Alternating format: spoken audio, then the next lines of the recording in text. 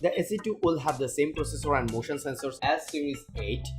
So Apple says the SE2 will be 20% faster than the original and will support crash detection. In addition, it will offer high and low heart rate notifications and fall detection, two features that were present in the original Apple Watch SE.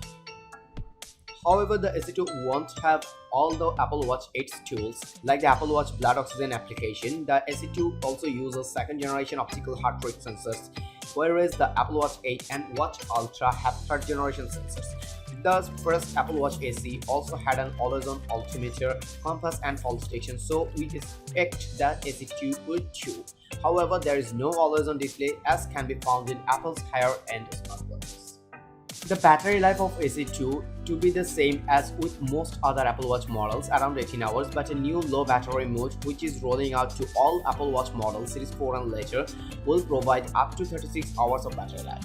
Much of the Apple Watch performance is centered around watchOS. The first Apple Watch SE can be updated to watchOS 8, the latest version of Apple's wearable software, improving the messaging options, adding support for digital keys, and welcoming the mindfulness app. When watchOS 9 is teased at the next WWDC, you will have a better sense at what the Apple Watch SE2 experience could look like.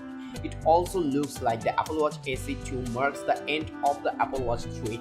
4 years later, it was more than time to retire the third generation Apple Watch. Let the SE2 be the sole and true equivalent of the iPhone SE in Apple's handset lineup.